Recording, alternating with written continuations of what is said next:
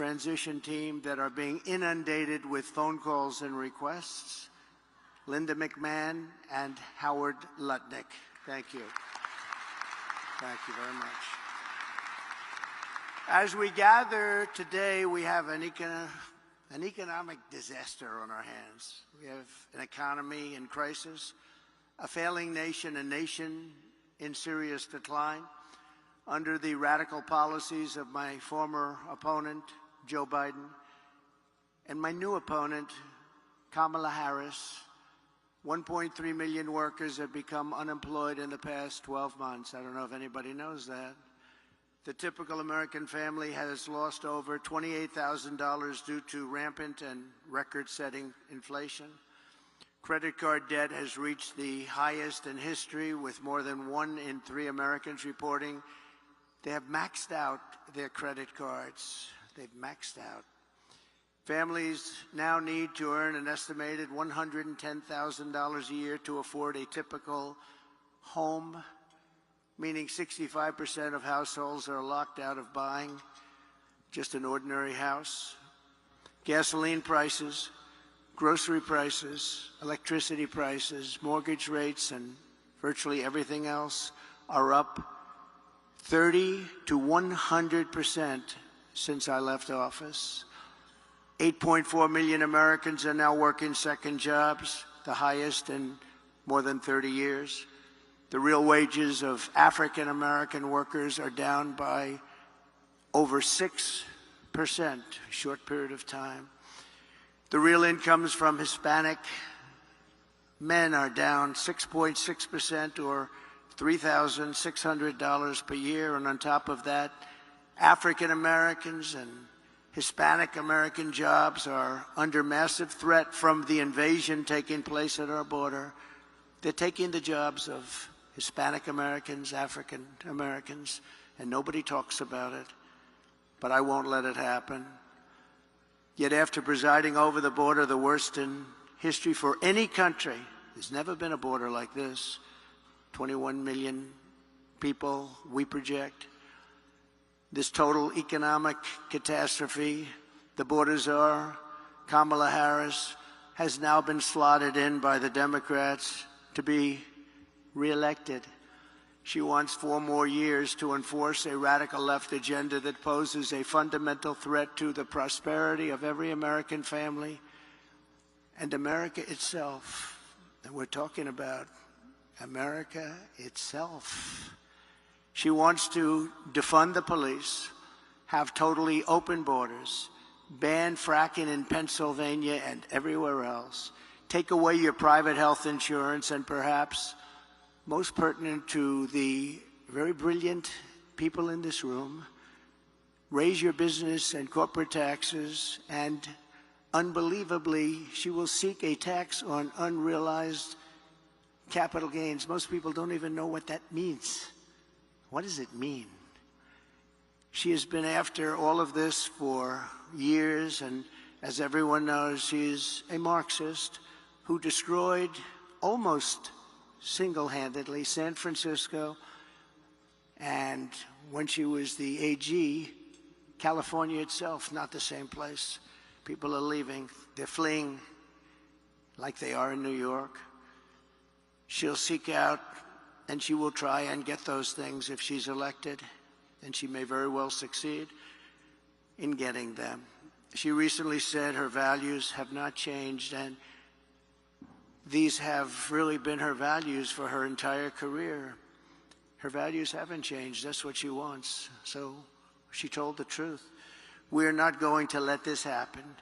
Communism is the past, freedom is the future, and it is time to send Comrade Kamala Harris back home to California, where crime is rampant and fleeing is the #1 occupation. I'm here today to lay out my plan to rescue our country from this nightmare and to bring back to its citizens the American dream, bigger, better, and stronger than ever before. 8 years ago, I came before you as a candidate for president and shared my vision to end the stagnation and return to rapid growth. That's what we did. As president, I am very proud to say that we accomplished something that nobody thought that was even possible. Before the pandemic, real median household income rose by $7,684. And even after the pandemic, annual incomes were up $6,400. The average American household saw a $197,000 increase in real net worth in 48 months. For the bottom 50% of households, average wealth more than doubled, increasing by 121%. Lowest income people benefited the most. After 12 years of decline, we added nearly 7 million new homeowners. Never happened before. And in 3 years, we created 7 million new jobs, 260% more than projected when I took office. When I took office, they said you couldn't hit those projections, and we were 260% higher than what we said we could do. From the day I won to the day I left, the S&P 500 increased by 80%, and we did it all with virtually no inflation. We had virtually no inflation. Think of that. Who could believe that? I delivered the largest tax cuts and reform in American history by far, slashing rates for working families and cutting the business tax from the highest in the world. We had the highest in the world, 35%, and actually, when you add local and state numbers that were getting close to 50, but much, much higher, nobody's ever seen. We brought it all the way down to 21%, which everybody said was impossible to do. And I heard it from everyone. They said, you'll never be able to do that. And I got it down to 21%. I cut a record number of job-killing regulations. In 4 years, we cut more regulation than any president in the history of our country, by far. I'm proud to be the only president in modern history to achieve a net regulatory reduction during my term, and it was a substantial reduction, and for every regulation we added, we cut more than 5.5 regulations. We unleashed American energy, and within 3 years, we had increased domestic oil production by 47%, and we were just getting started. The price of gasoline was $1.87 a gallon. Doesn't that sound good right now? We negotiated and renegotiated more than 50 trade agreements with other countries that were taking advantage of us, as they all do, to protect the American worker and to open foreign markets, and we did a great job. I ended NAFTA, the worst trade deal ever made in the history of our country, and replaced it with the USMCA, perhaps the best trade deal ever made in history. That's Mexico and Canada. I stood up to China like no one else before me. No one came even close. And I saved the U.S. auto industry from obliteration with a 27.5% tariff on all Chinese cars that remains in place to this day. They want to take it off, but they can't, because number one, it's too much money, and number two, we would be invaded by Chinese cars on top of the other invasions that are taking place. Without it, our auto industry would be dead. And now I am going further. We will bring our automaking industry to the record levels of 37 years ago, and we'll be able to do it very quickly through tariffs and other smart use of certain things that we have that other countries don't. For 4 straight years, I fought for American workers like I would fight for my own family. I took care of our economy like I would take care of my own company. In every decision I asked, will I create jobs here, or will I be sending jobs overseas? Will it make America richer and stronger, or will it make our country weaker and poorer? I always put America first, every single time. And when our country was hit by the China virus, we saved the economy. We rescued tens of millions of jobs. And after COVID, I handed Kamala and Joe, the fastest and strongest recovery ever recorded, nothing even close. With 1.4% inflation, the 30-year mortgage rate was at 2.4%, and the highest stock market in history. This is despite the pandemic. To date, I handed them back the highest stock market to date after having just suffered with the rest of the world a pandemic, the likes of which nobody had ever seen before. We did an incredible job, and remember, far more people died of COVID under Biden-Harris than under President Trump. Many, many more people. We delivered an economic miracle, which Kamala and Joe turned into an economic disaster, just like they turned the border and indeed the whole world into a catastrophic surrender. Starting on day one, Kamala launched a war on American energy and orchestrated a nation-wrecking border invasion with illegal aliens pouring in from countries all over the world. They came in from countries that nobody ever heard the name of that country. Those countries, from their prisons and jails, there is a difference, from mental institutions and insane asylums, as well as record numbers of terrorists, human traffickers, and sex traffickers. Numbers that we've never seen before taking place over the last 3.5 years. Then Kamala cast the deciding votes on trillions of dollars in wasteful spending, which together with their terrible energy policies gave us the worst inflation perhaps in the history of our country. Nearly 2/3 of the jobs created under the Harris-Biden administration were bounce-back jobs. Bounce back. They were bounce-back jobs that I handed them from before the pandemic. This happens with pandemics. You have bounce-back jobs. The pandemic comes and it goes, and those people go back to their jobs. And just last week, Joe Biden admitted that on social media. I don't know if he knew what he admitted, but that's what it said. I wonder who drew it. Perhaps that person is no longer employed by the Democrats.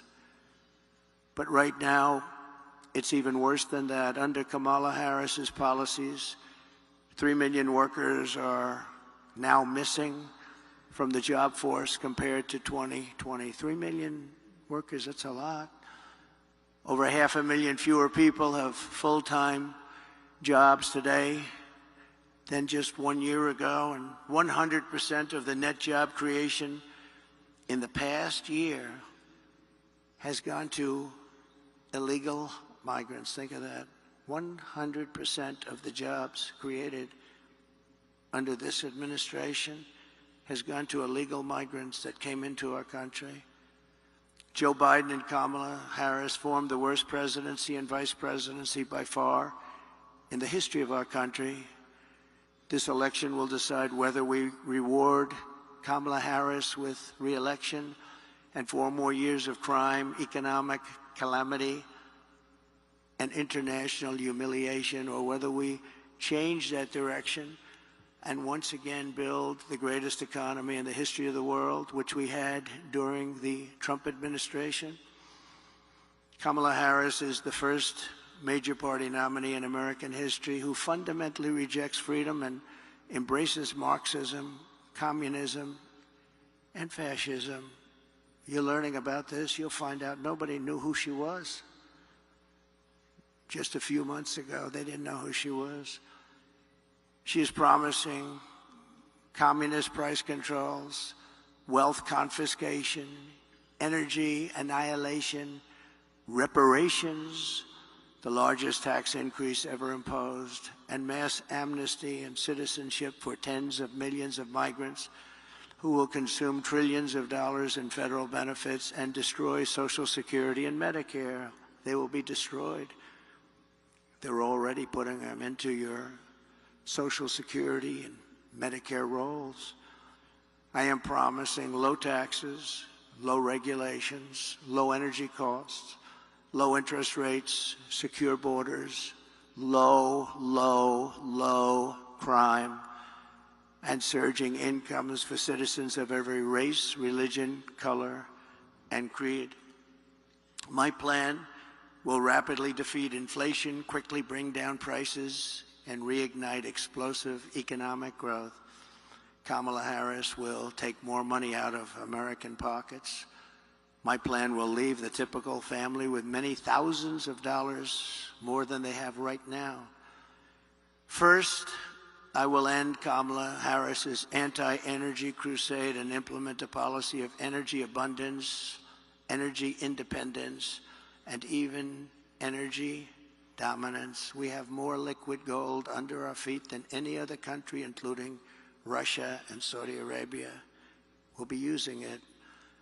My plan will cut energy prices in half or more than that within 12 months of taking office. It will be an economic revival of our country like no one has ever seen before. Energy was what caused our problem initially.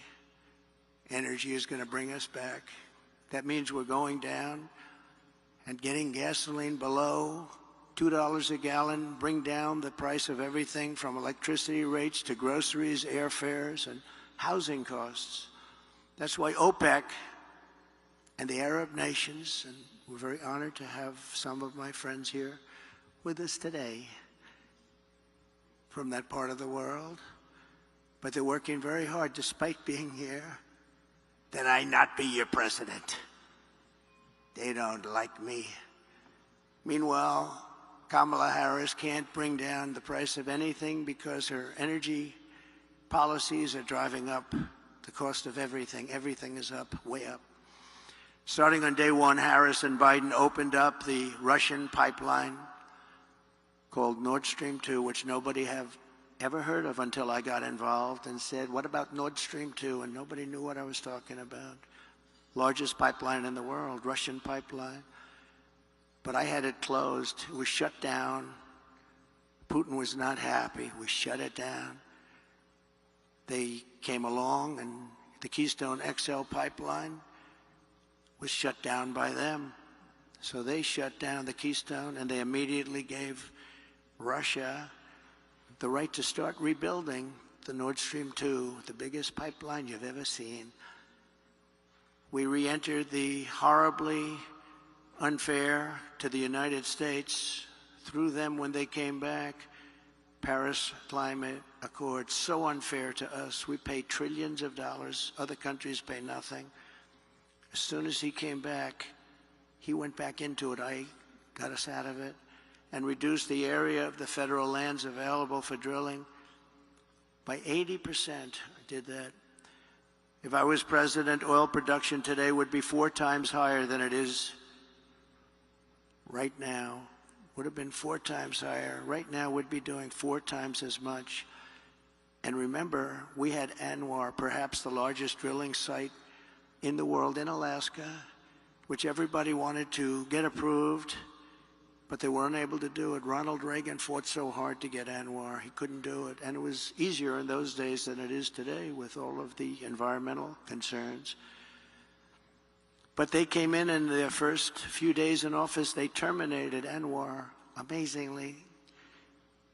Biggest drilling site, we think, in the world, bigger than Saudi Arabia, bigger than Texas. We got it, and they terminated it. Under the EPA's so-called power plant rule, more than 50 power plants have been shut down since she took office, and virtually all coal-fired power plants will be shuttered in the next couple of years, setting the stage for a catastrophic energy shortfall, which we already have, that will make inflation far worse than it has ever been. They want to close down our power plants, and we don't have power already to address this dire energy crisis that Kamala and Joe have created. I will immediately issue a national emergency declaration to achieve massive increase in domestic energy supply, which you're going to need. Electricity is desperately needed for AI, AI controversial, but we got to be the top of it. And we would need, hard to believe, twice the electricity that we currently have right now for everything in order to be dominant. And China is already building massive electricity producing plants. We haven't even thought about it. We will think about it, and I'll get it done on an emergency basis. So we'll be the leader in AI and every other form of technology. With these sweeping authorities, we will blast through every bureaucratic hurdle to issue rapid approvals for new drilling, new pipelines, new refineries, new power plants, new electric plants, and reactors of all types. Prices will fall immediately in anticipation of this tremendous supply that we can create rather quickly, and we'll be the leader instead of the laggard. Second, to further defeat inflation, my plan will terminate the Green New Deal, which I call the Green New Scam, greatest scam in history probably, a $10 trillion scam that we waste. We throw like throwing money right out the window. It actually sets us back as opposed to moves us forward. And rescind all unspent funds under the misnamed Inflation Reduction Act, which the Democrats agreed after it was approved that it wasn't for that purpose, it was for other purposes like giveaways. Kamala spent $7.5 billion to build 8 charging stations. Think of a charging station like a fuel pump with electricity coming out of it. 8 charging stations in the Midwest for electric vehicles cost billions and billions of dollars. 7.5 billion, they think, but the costs are still going, and 3 of them don't work and never will, probably. Other than that, it's worked out quite well. I will end the electric vehicle mandate, stop the appalling waste, and save taxpayers an estimated $1 trillion. Third, I will launch a historic campaign to liberate our economy from crippling regulation. My first term, I pledged to cut 2 old regulations for every 1 new regulation, and we did much better than that, as I've said. Yet over the past 4 years, Kamala has added $6,300 a year in regulatory costs onto the backs of the typical American family. Think of that. To stop this onslaught and lower prices, I'm pledging today that in my second term, we will eliminate a minimum of 10 old regulations for every 1 new regulation. We'll be able to do that quite easily, actually. And instead of attacking industries of the future, we will embrace them, including making America the world capital for crypto and Bitcoin.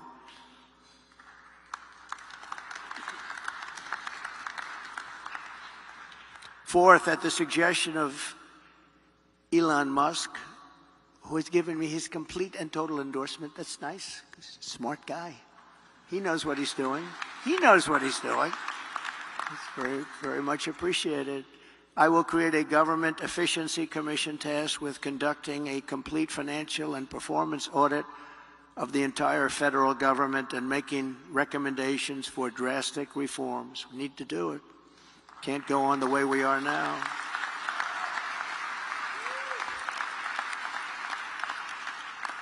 And Elon, because he's not very busy, has agreed to head that task force. Be interesting. If he has the time, that'd be a good one to do it, but he's agreed to do it.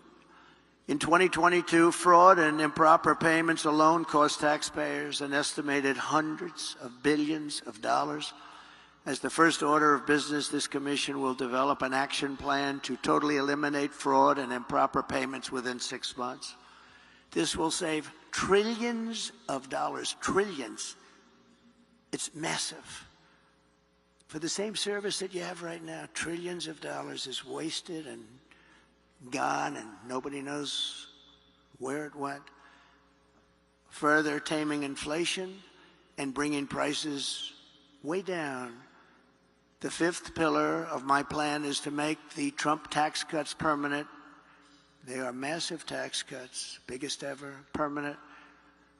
And to cut taxes even more, and we will have no tax on tips, something which they copied 4 weeks after I said it.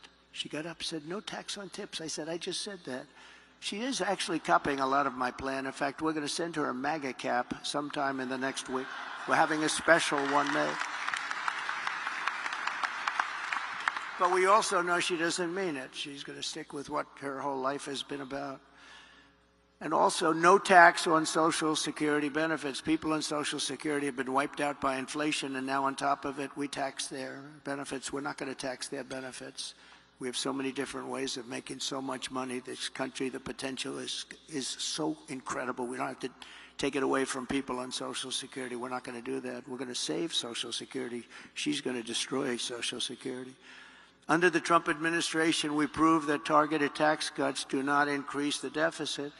They reduce the deficit by growing the economy and raising revenue. After we gave the massive tax cuts, we took in the following year with a much lower rate, billions and billions of dollars more than we did the previous year with a high rate. Think of that. So with a much lower rate, we took in more money because people were incentivized. Corporate tax revenues are 31% higher today than before my tax law was signed. With all of those cuts, 31% higher. To further support the revival of American manufacturing, my plan calls for expanded R&D tax credits, 100% bonus depreciation, expensing for new manufacturing investments, and a reduction in the corporate tax rate from 21% to 15% solely for companies that make their product in America.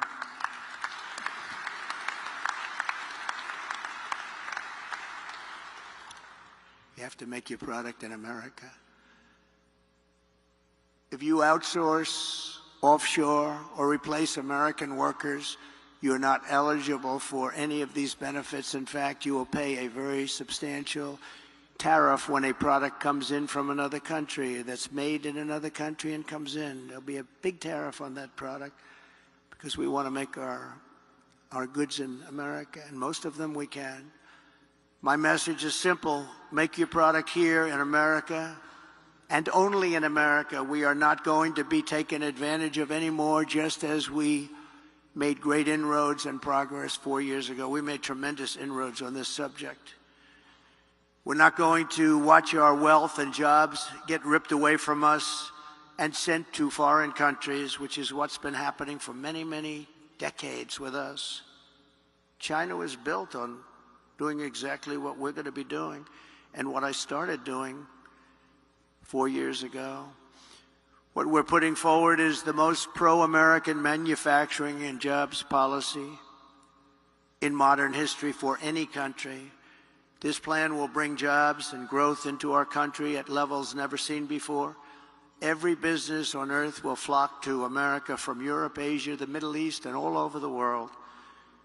By contrast, Comrade Kamala Harris wants to sacrifice our wealth, kill the economy, and drive jobs overseas to punish businesses more. Businesses will leave. They'll leave America. They're international companies. They report to their shareholders, and they will leave America if her plan, even in a small form, comes to the fore. Her tax plan, which includes the promise to end the Trump tax cuts, which again by itself would be a massive tax increase, would increase taxes by over $5 trillion, a record many times over. It would result in the largest small business tax hike in history, massively raising taxes on 25 million small business people and raising small business tax rates to 43% and higher. In other words, 20% higher than communist China. Kamala is also vowing to raise the corporate tax rate from 21 to 28%. We're bringing it down to 15%. But she really is looking to raise it to 40, 45, or even 50%. You know that. All you have to do is follow her past path. Radically raise the capital gains tax rate, which she wants to do, and they don't even want to give a number. And for the first time ever, impose a 25% tax on unrealized capital gains. So If you happen to have a lot of wealth but no cash, you're in a lot of trouble. This will lead America into a 1929 depression, and it will be a depression and a territory that we have not seen for a long time. There's a gentleman that happens to believe that, Scott. These policies, especially the tax on unrealized capital gains, would decimate the U.S. economy. Companies and innovation would flee from America to other countries. Venture capital markets would disappear, the stock market would be annihilated, and investors assess the tax liabilities of large shareholders. The seniors and senior pensions would totally go up in smoke. They'd be worthless. These are not the policies designed to create a prosperous America. These are policies to turn the United States into Venezuela on steroids. Even if for this reason alone, Kamala Harris must be defeated decisively this November. Has to be defeated. We cannot have her be the President of the United States. Under Kamala, the United States is becoming a third world banana republic. She and her party are censoring speech, weaponizing the justice system, and trying to throw their political opponents, me, in jail. This hasn't happened. I didn't do that to Crooked Hillary. I said, that would be a terrible thing, wouldn't it? Putting the wife of the President of the United States in jail. But they view it differently, I guess, nowadays, but that's okay. And they always have to remember that two can play the game. Nobody ever thought this was possible. This is how you create massive capital flight and turn once prosperous nations into absolute ruins. I will have no higher priority as president than to restore the fair, equal, and impartial rule of law in America. We have lost the rule of law. Who would have thought?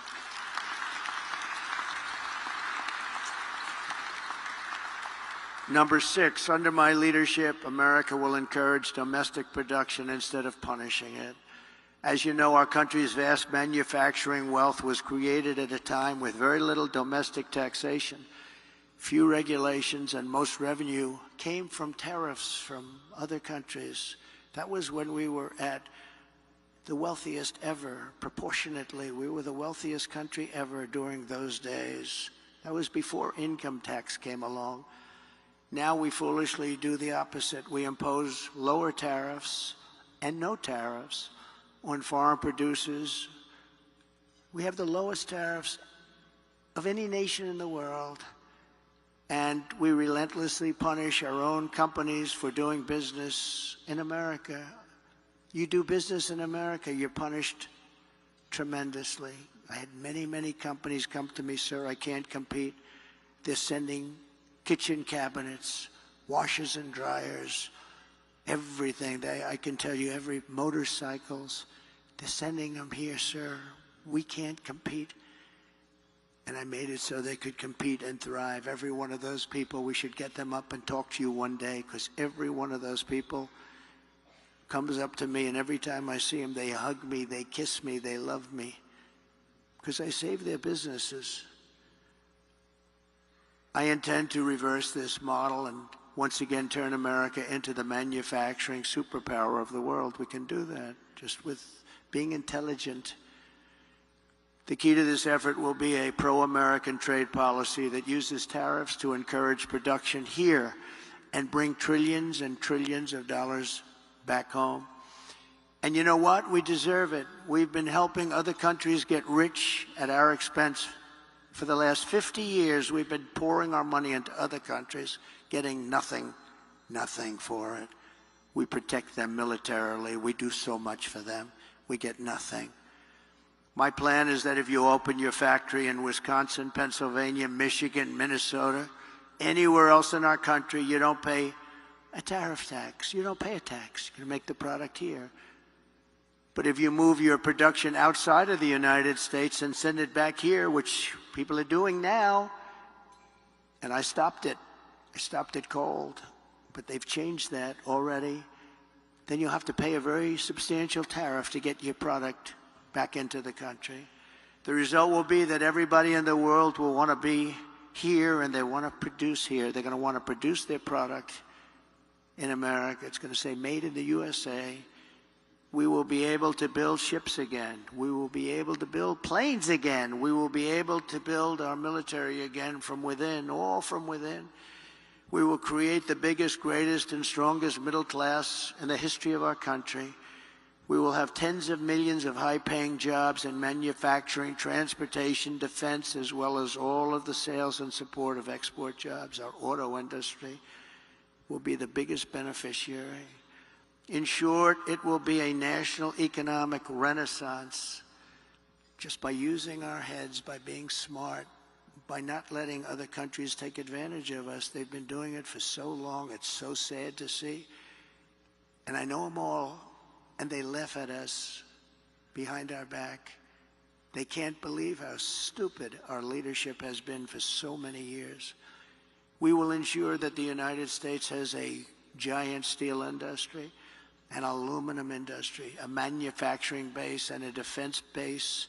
We want an industrial base that can take care of our defense needs 100%. And you can call it what you want. Some might say it's economic nationalism. I call it common sense. I call it America first.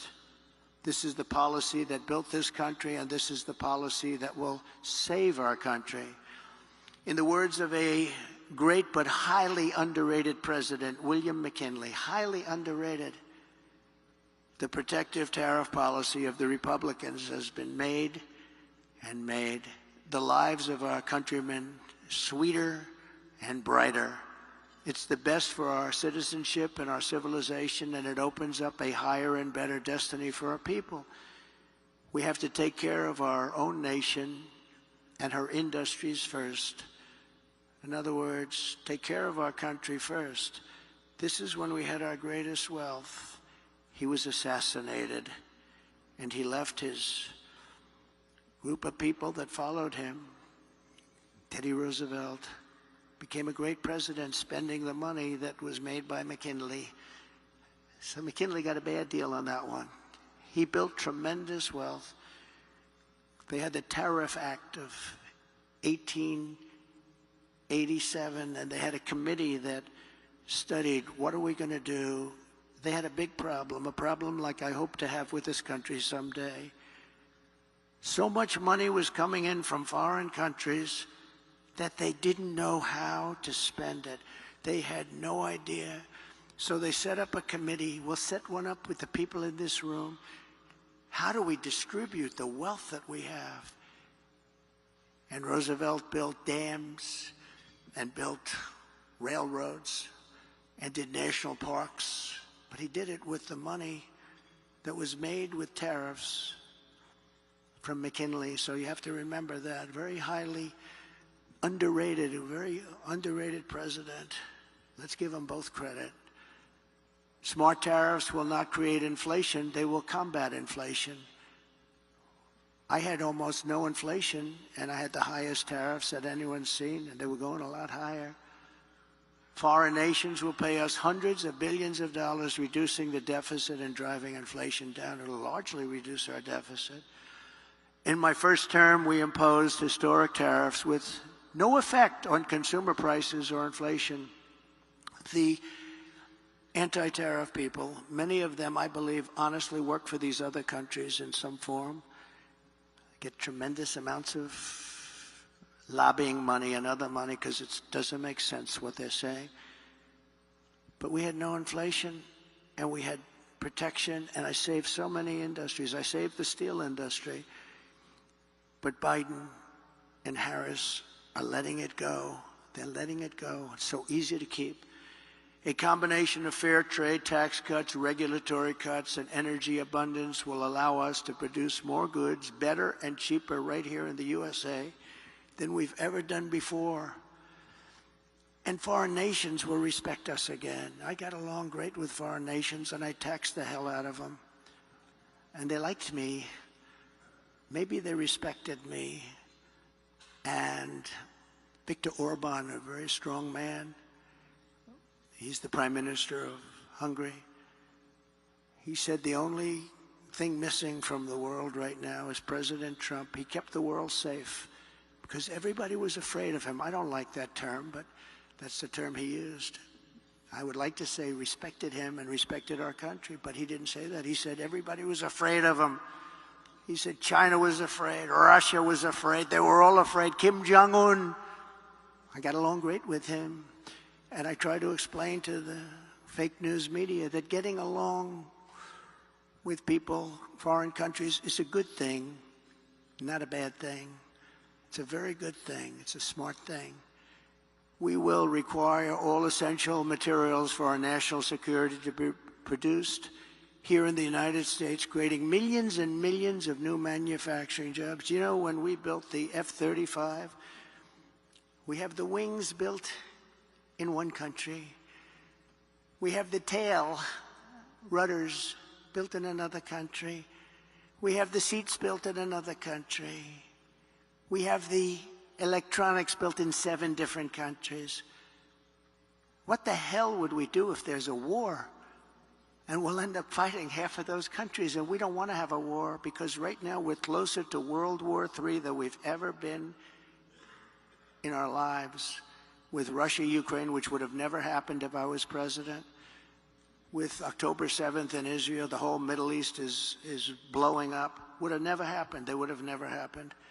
Respectfully, Iran was broke. They had no money for Hamas.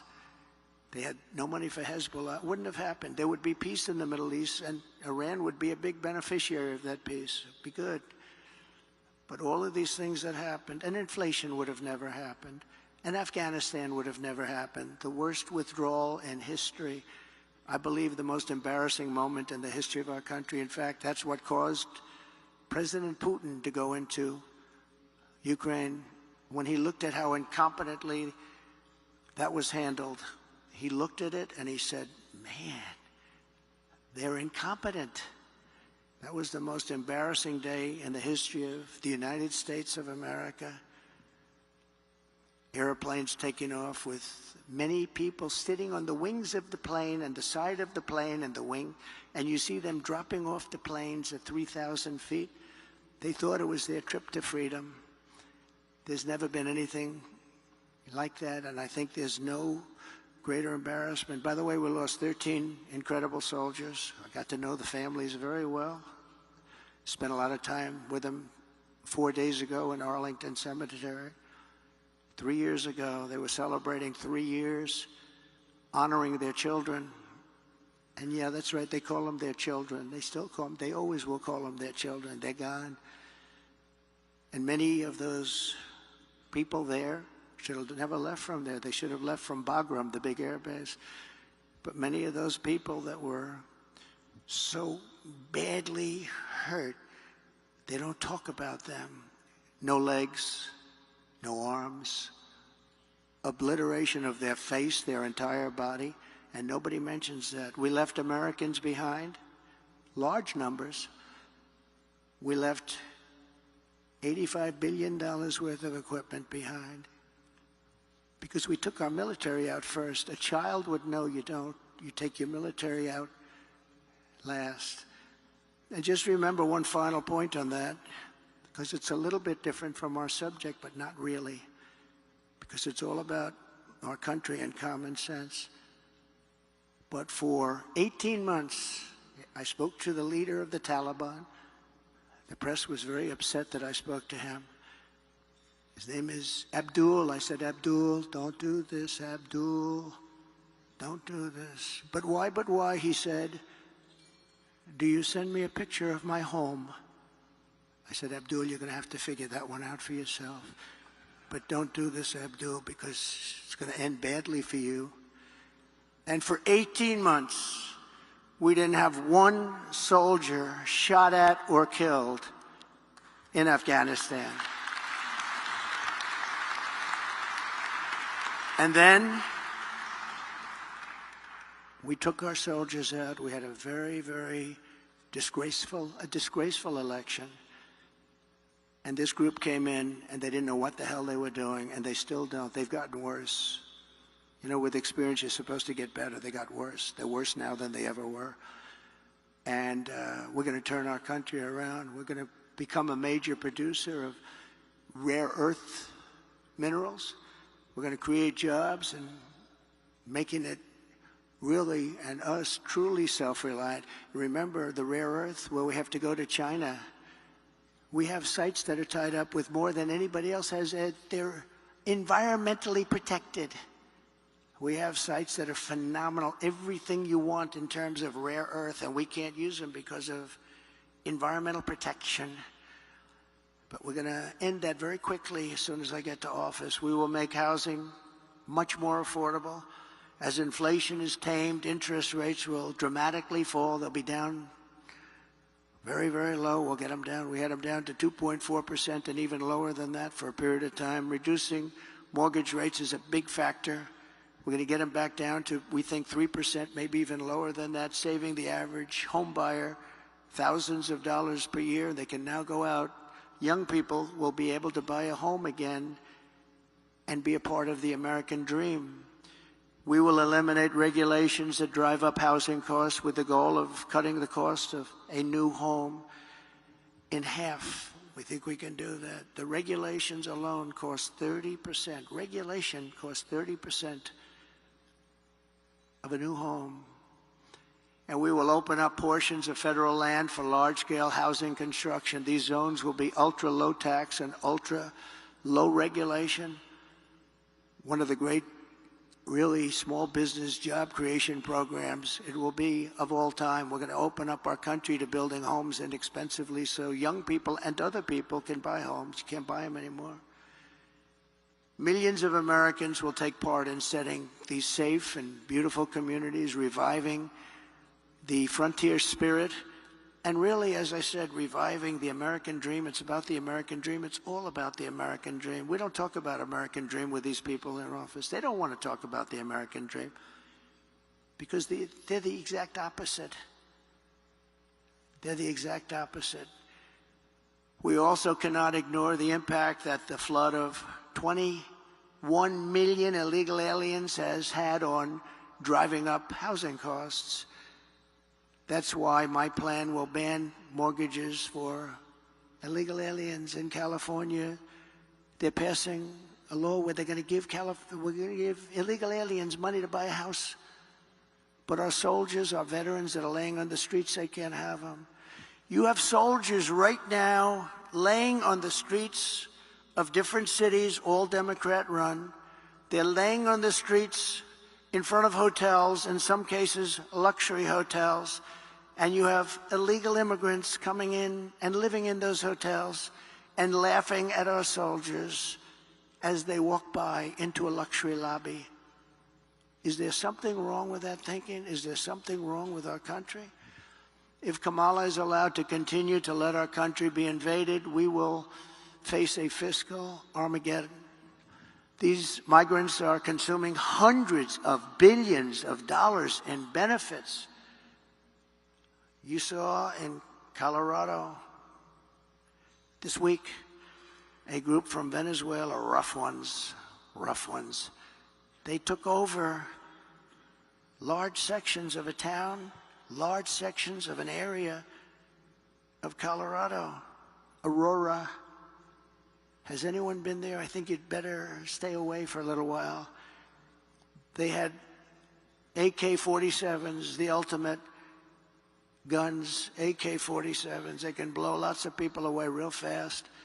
And the sheriff didn't want to touch them. Nobody wants to touch them. Sheriff, there's 18 Venezuelans attacking my building. Would you please come over and straighten out the situation? He's got a deputy. You know what they say? Well, no thanks, let's call in the military. They're taking over. And I said this 4 years ago when I realized they wanted open borders. And it's happened. It's happening now in Chicago. They're taking over sections of Chicago. What's happening in New York and Los Angeles and many other cities is not even describable. They're tough. They're tough and they're smart and they're vicious. Don't forget, they come from the prisons, and they're the bad criminals on the streets. Caracas, Venezuela has almost no crime. Next year, I'm going to suggest that the Economic Club hold its meeting in Caracas because we'll be safer than we are in our country if they win. We'll be far safer.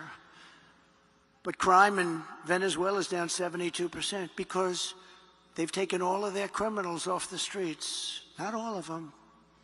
They still have some left, but they're coming in rapidly by bus and by plane. They're coming into our country, and we're dumping them in our country. And they say, if you come back, we will kill you. And they're not going back. We got them. But they're going back if I'm president, I guarantee you that. They're going back fast.